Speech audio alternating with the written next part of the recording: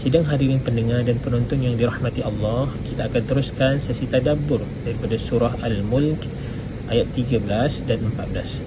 A'udzu billahi minasyaitonir rajim. Wa asirru qawlakum aw ijharu bih innahu alimun bidzatis sudur.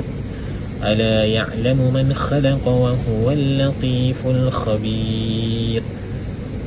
Maksud ayat yang saya pendengarkan sebentar tadi, wa asirru qawlakum, dan jika kamu sembunyikan perkataan kamu, awijharu bi, ataupun kamu nyatakan percakapan kamu, innahu alimun bidzatis sudur, sesungguhnya Allah itu mengetahui apa yang terkandung di dalam dada kamu. Ala ya'lamu man khalaqa wa huwal latiful khabir. Ala ya'lamu man khalaqa, adakah patut Allah tak mengetahui apa yang ada dalam dada kamu? Wa huwal latiful khabir, sesungguhnya dialah yang maha halus lagi maha mengetahui.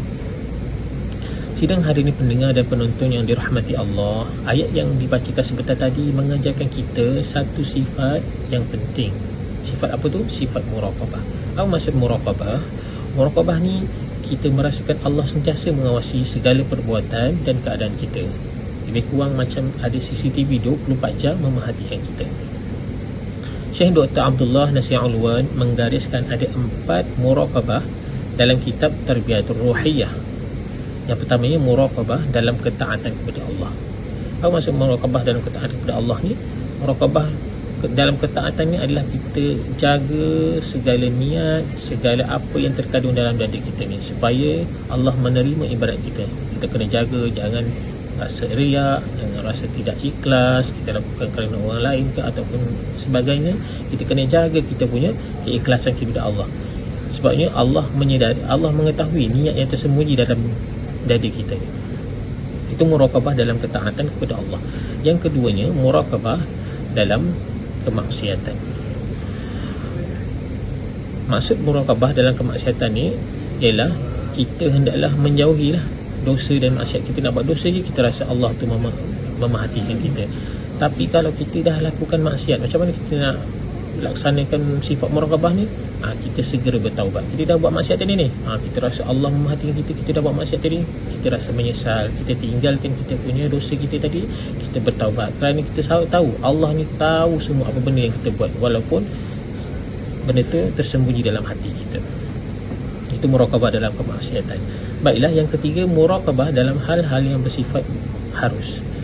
Orang yang mempunyai sifat muraqabah ni biasanya akan jaga adab-adab kepada Allah. Contohnya, dia tidak akan kufur nikmat, dia akan bersyukur kalau dapat nikmat, jaga hubungan baik dengan orang lain, jujur, amanah dan tak lokek lah, boleh bantu orang lain. Itu contoh-contohnya lah. Jadinya kita sentiasalah buat baik dalam apa benda semua sebab kita rasa Allah tu memerhatikan kita. Itu muraqabah dalam hal-hal bersifat mubah. Saya ulang semula, yang pertama tadi muraqabah dalam ketaatan kepada Allah. Yang kedua, muraqabah dalam kemaksiatan. Yang ketiga, muraqabah dalam hal-hal bersifat harus. Dan yang terakhir sekali, muraqabah terhadap ujian dan musibah yang menimpa kita ni. Dalam kehidupan kita ni memang banyak sangat musibah ataupun ujian yang melanda. Jadinya bila kita ada sifat muraqabah ni, kita rasa sabar, kita redha dengan semua musibah dan ujian yang menimpa. Jadi kita rasa Allah ni menguji kita, kita kena sedar semua ni bukan kita punya, ini semua ni kepunyaan Allah. Maka Allah lah yang berhak nak bagi ke, nak ambil semula ke ataupun sebagainya. Seorang yang ada muraqabah ni, kalau diuji, dia tahu apa yang terbaik untuk diri dia dan dia tidak akan putus asa daripada mengharapkan rahmat Allah. Justru saya menyeru pada sidang hadirin dan pendengar yang dirahmati Allah, kita jadikanlah sifat muraqabah ni sebagai pasak ataupun tunjang yang akan mampu memandu diri kita dalam kehidupan seharian. Itu sahaja daripada saya. Semoga memperoleh manfaat yang sebaiknya. Sekian sahaja. Assalamualaikum warahmatullahi wabarakatuh.